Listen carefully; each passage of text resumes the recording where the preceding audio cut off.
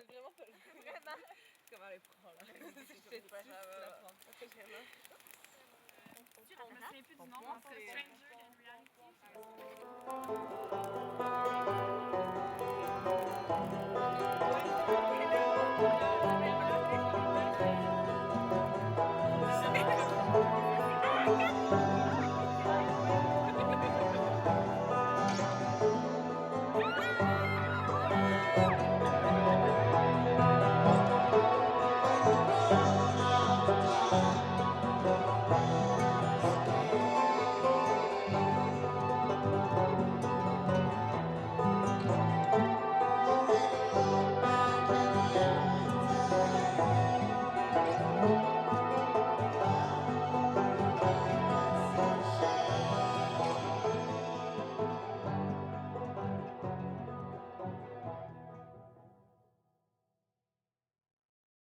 Ah non, je vais pas commencer. Non. Alors moi, c'est tout le temps moi qui commence. Comment?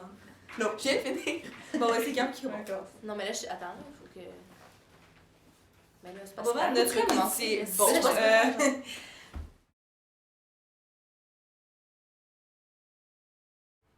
Le temps, c'est fou à quel point c'est genre...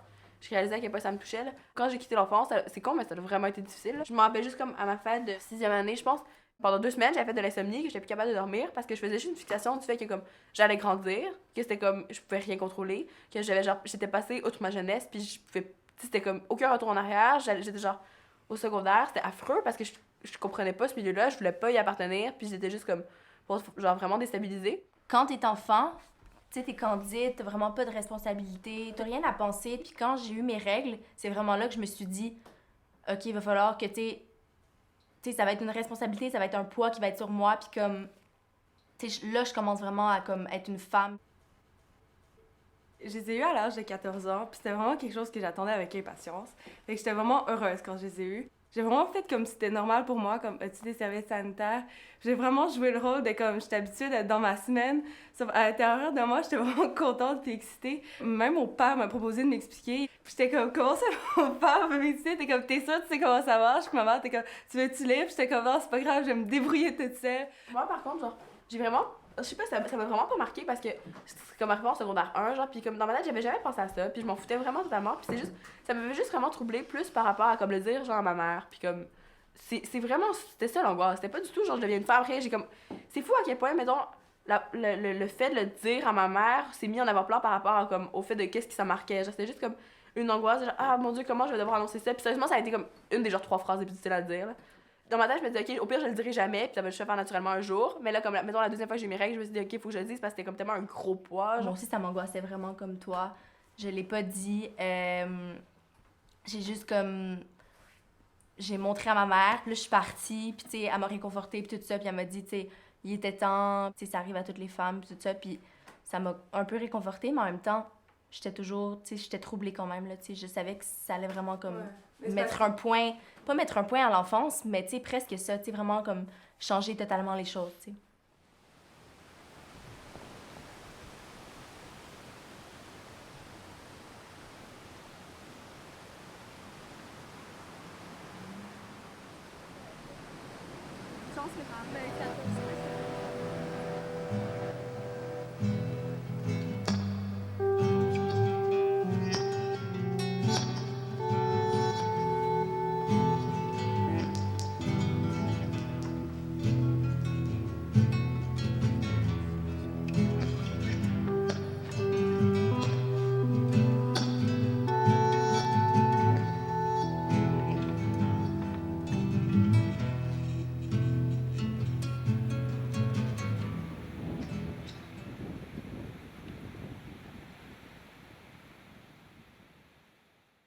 Il y a une essence particulière que j'ai découvert dans ce café-là, une expérience que j'ai vécue qui est indescriptible, avec des filles, entourées de filles, que des filles.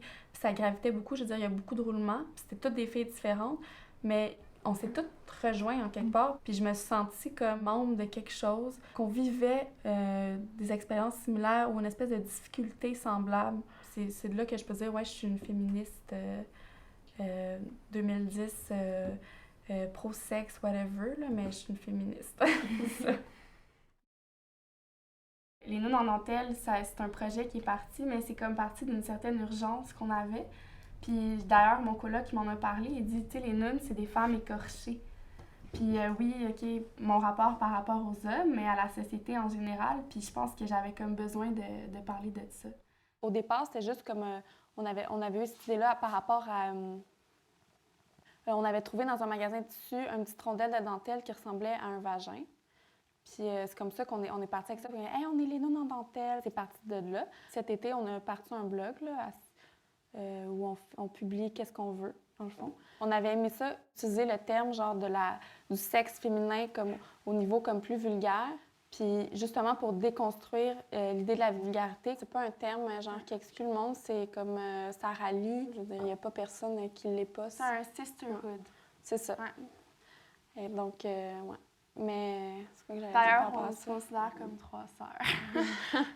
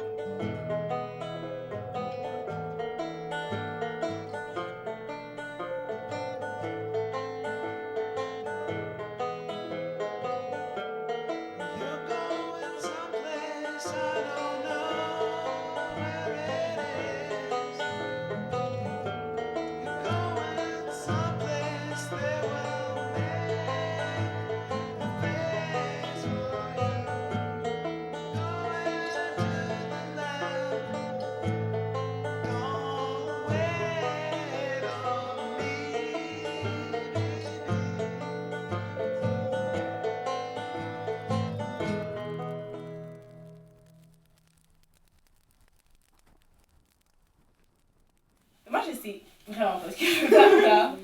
Je pense que je veux juste comme être plus moi, comme avoir de l'impact sur les choses autour de moi, mais je sais pas, j'ai pas. C'est comme si j'avais pas d'ambition. Dans mon éducation, j'ai juste été élevée comme un humain, pas comme une fille, pas comme un garçon. J'ai juste été élevée comme telle. J'ai grandi dans mon quartier avec plein de petits garçons. Puis ça a pris du temps justement avant que j'aie une féminité. J'ai grandi avec des femmes, j'ai toujours été entourée par des femmes. J'ai toujours pensé que les femmes pouvaient faire tout ce qu'elles voulaient. Donc c'est peut-être plus tard, dans des rapports avec les garçons puis avec les hommes, que je me suis rendu compte que d'être une femme, ça met des contraintes. J'ai l'impression de vivre encore un éveil féministe parce que j'ai pris conscience des questions féministes en parlant avec des amis, en me questionnant par rapport à ça. Puis maintenant, j'ai plutôt un déclic dès que j'entends parler de ça où je suis plus sensible aux questions féministes. Les femmes ont toujours eu beaucoup de pression. On a mis beaucoup de pression sur les femmes par rapport à la famille. Maintenant, on en met beaucoup par rapport à leur succès. On a ouvert les portes des universités aux femmes. On a ouvert les portes du marché du travail. On leur a demandé d'être à la fois... on leur a demandé, puis elles ont accepté là, quand même de jouer le rôle à la fois de mère de famille, à la fois d'administratrice, peu importe, de professionnelle. Puis maintenant, c'est l'aspect de conciliation qui est super, super difficile. Puis je pense que sur ce point-là, non, l'égalité n'a pas été atteinte complètement parce que les femmes ont encore, je crois, beaucoup plus de choses à concilier que les hommes. Supposons dans le milieu que j'étudie en sciences politiques puis en droit, puis dans la classe, parfois, c'est une classe complètement de filles, et puis les professeurs, c'est tous des hommes. Souvent, ils nous font des conférences pour savoir les métiers qu'on préfère plus tard, puis ils nous mettent 5 hommes qui vont parler de « moi, je travaille à l'étranger, ma femme et mes enfants me suivent, c'est comme ça que marche la vie ».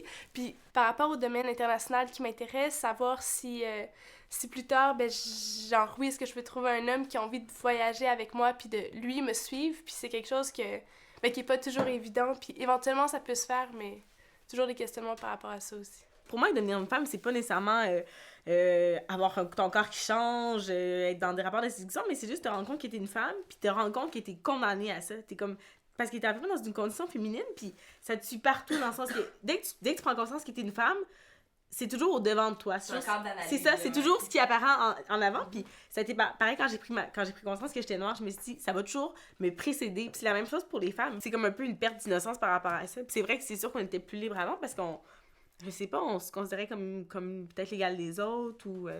Est-ce que c'est ça du féminisme, mettons, de voir qu'on est comme tellement comme réduite parce que on a tellement de limites? Je me dis, je connais pas nécessairement plus les garçons, je sais pas s'ils vivent les mêmes craintes que moi, je sais pas si comme pour eux c'est pareil, s'il y en a des garçons qui sont aussi genre perturbés que moi par rapport aux filles, s'ils vivent autant de complexes, c'est aussi l'image que les garçons laissent percevoir des filles qui font en sorte qu'on vit tellement mal. À notre âge, c'est tellement comme un sentiment genre constant d'insécurité, puis comme de genre non confiance en toi puis tout ça, puis on a comme l'impression que les garçons, tu sais, sont comme brusques. Je veux vraiment pas, tu sais, me faire blesser, puis je me mets juste des barrières, puis je me lance pas là-dedans, c'est tout. Je veux dire, c'est pas normal de se freiner comme ça puis de vivre genre sans amour, tu sais, n'importe qui a besoin de ça. Tu sais, c'est une bonne chose d'avoir une amitié proche puis tout ça, puis d'être capable de se confier mieux qu'avec n'importe qui, mais en même temps, c'est sûr que ça peut poser des barrières juste comme avec les garçons ou avec n'importe quelle autre fille. C'est tellement fort, c'est tellement comme les personnes qui vont toujours pouvoir me comprendre plus que n'importe qui d'autre, que je vais jamais me donner la peine de genre d'essayer de me confier avec d'autres personnes, d'essayer d'établir une relation aussi forte, parce que je sais que ben, dans ma tête, ça pourra jamais égaler ça. Tu sais, elles connaissent toutes mes failles, là, toutes. Puis si elles sont capables de passer par-dessus ça, je veux dire, j'ai comme aucune limite. Donc avec un garçon, ça va tellement prendre du temps avant genre d'accepter qu'ils connaissent comme tous mes défauts. Tu sais, je serais jamais capable genre de m'abandonner à un point qui ça va me permettre. Mais c'est juste chiant. Puis encore une fois, c'est con parce que j'ai comme l'envie d'être une fille comme n'importe quelle fille, genre, puis comme que ce soit simple comme ça, puis que je puisse parler avec genre comme aucune contrainte, que je puisse genre être totalement libre, puis juste comme tu sais m'en foutre là, comme une fille qui s'en fout, c'est fou qu'elle pas jamais ça.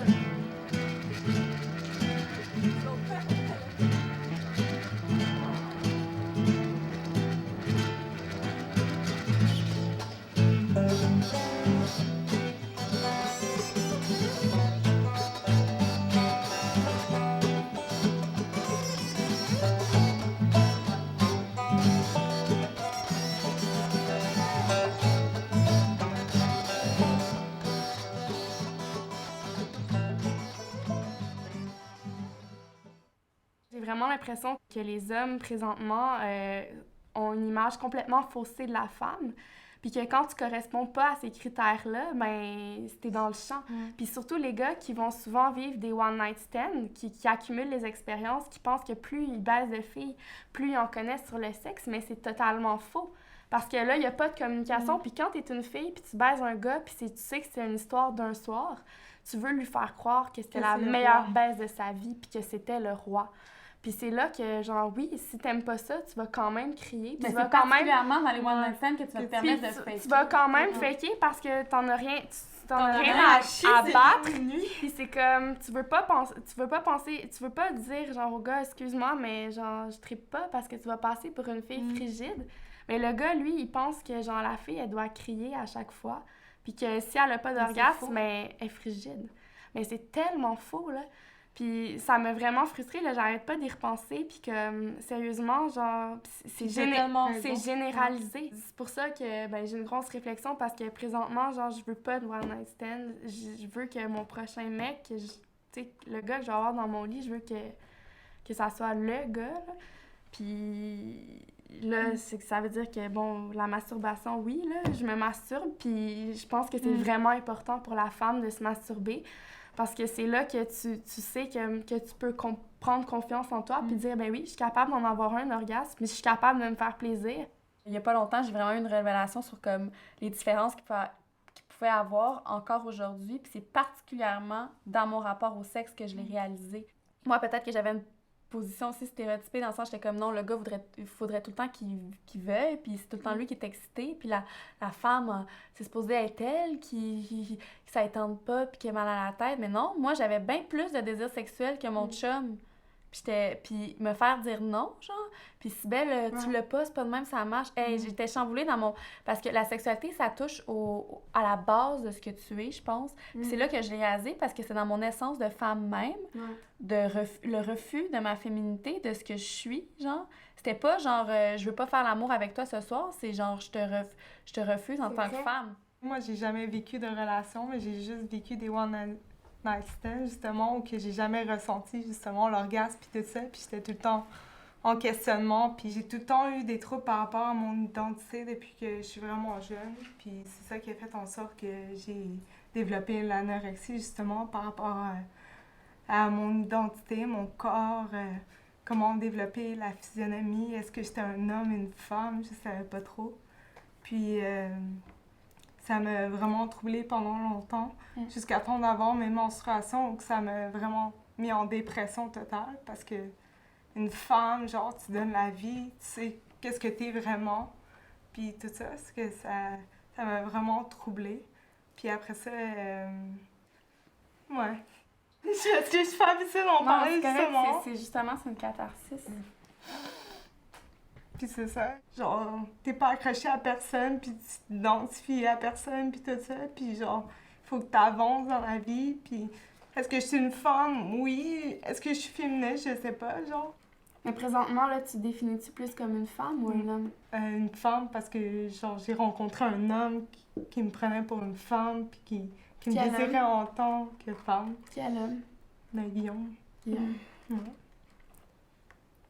Puis, mettons, tes autres relations avec les hommes, comment tu les verbaliserais? Ben, ouais. Ben, avec mon père, ouais. J'ai vécu Ben, le complexe d'Oedipe, je l'ai vécu vraiment profondément. Puis je pense que ça venait des deux sens. Puis avec plein d'hommes, justement, ça a été tout le temps comme... Mais comme par rapport à comme ton corps. Ouais, mon corps, la culpabilité, genre... La culpabilité, genre, face à ta mère? Ouais, face à ma mère, justement, parce que c'était comme un triangle amoureux entre moi, ma mère, puis mon père, vu que j'étais unique. Puis mon père, il avait une relation très spéciale avec moi, que ma mère, elle comprenait pas, puis qu'elle acceptait pas, justement, puis que... C'est ça. Puis ça a fait en sorte, justement, que ça a développé plein de troubles, puis genre... Autant comme, tu sais, tout à l'heure, on disait, genre, la femme, on est solidaire en quelque part parce qu'on vit toute une expérience semblable, indéfinissable. Autant, on est en dualité l'une envers l'autre. Puis ça le démontre vraiment, comme les relations qu'on a eues avec nos mères.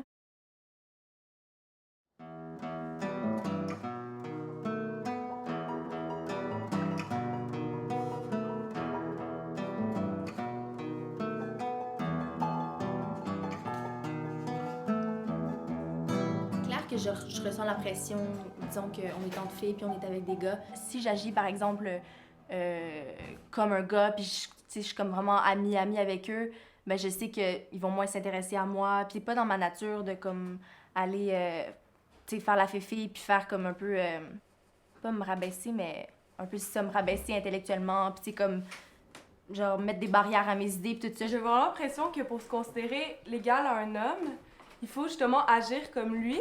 Mais tu sais, parce que moi, je suis à l'aise avec ça parce que justement, je m'entends super bien avec les garçons. Sauf que ce que je trouve plate, c'est que le fait que quand j'agis comme ça, c'est comme si justement je perdais mon côté féminin en moi. Puis que comme Camille disait, on dirait qu'ils s'intéressent plus à nous parce que justement, là, ils nous considèrent comme un garçon, tu sais. Puis tu sais, c'est vraiment affreux cette pensée-là de savoir que comme, faut que tu diminues ou n'importe quoi, ou faut que tu aies honte de ton intelligence, honte de comme, de comprendre n'importe quoi, juste parce que c'est comme considéré. Tu sais, c'est ridicule que comme l'intelligence ou genre l'intérêt ou la curiosité soit considéré comme péjoratif, là. Ça n'a aucun sens. Je veux dire, comment comme ta féminité peut être réduite parce que t'as un intérêt envers les choses. Si t'es féminine, faut que tu sois pas vraiment intelligente, faut que comme t'avoues tes faiblesses. La féminité, c'est juste ça. C'est que tu sois belle, que t'as des problèmes, que tu sois cute, que tu sois faible, que genre tu comprends pas vraiment les maths. C'est tellement la faiblesse. J'ai souvent été dans des milieux où est-ce que, évidemment, il y avait davantage d'hommes que de femmes, ou alors que les hommes étaient plus en position de pouvoir, même s'il y avait davantage de femmes que d'hommes, mais les personnes qui prenaient les décisions ou les rôles plus décisionnels étaient occupés par des hommes, où est-ce que, justement, c'était beaucoup l'attitude de confrontation, beaucoup les bons « mets tes couilles sur la table ». L'impression que j'ai souvent eue, en fait, c'est qu'on me considérait que si j'agissais comme un homme, que si je riais des mêmes blagues, que je faisais les mêmes blagues, que j'étais capable de, tu sais, boire autant de bière que d'autres. Puis je suis capable de le faire, mais est-ce que j'ai vraiment envie de transformer qui je suis pour amener des idées? Je suis sûre qu'il y a des moments auxquels ça vaudrait la peine parce que quand tu crois tellement en quelque chose, tu te dis, ben, je suis prête à tout puis je vais le faire, mais c'est pas l'idéal. Ça freine tellement comme notre développement puis genre notre compréhension de qui on est vraiment puis tout ça parce que c'est comme ça pour tout le monde. Tu sais, tout le monde regarde ailleurs, tout le monde essaie de comme avoir un idéal puis de l'atteindre puis d'imiter les autres, mais c'est comme ça aussi pour les gens que t'imites. Je pense que c'est vraiment pour ça que la perspective du futur nous angoisse totalement parce que on n'était pas capable de se construire, en se comprenant pas à 16 ans, en voulant juste comme, je sais pas, en agissant comme ça, on fait juste, on pense au futur, puis on se dit, tu sais, le futur, je pourrais plus jouer comme je le joue en ce moment, tu sais, je pourrais plus construire sur quelque chose qui est pas moi, je pourrais plus essayer d'imiter quelque chose parce que c'est ma vie que je joue. Je veux dire, pourquoi on a tendance à laisser tout à tout le monde quand nous, on peut faire la différence, tu sais? Mais on dirait que c'est hors de tête, on dirait comme notre pouvoir de changer les choses. Oui, mais on pense que c'est hors de tête, sauf, je sais pas, genre, encore une fois, on a l'impression, on est tellement paresseux. Ouais, on est je veux dire, pourquoi, comme, si on a nos idées, pourquoi on n'essaie pas de les faire changer, là? C'est juste par rapport au pouvoir politique, là. Genre, je veux dire, on pense qu'on n'est pas assez informé, on l'est peut-être aussi pas assez informé. Sauf que si nous, on sort quand même des idées pertinentes, là. En même temps, c'est ridicule, là. On a 16 ans, puis comme. C'est bien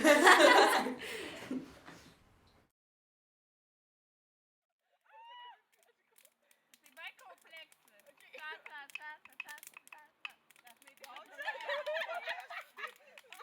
C'est moi, là. C'est pas facile à comprendre.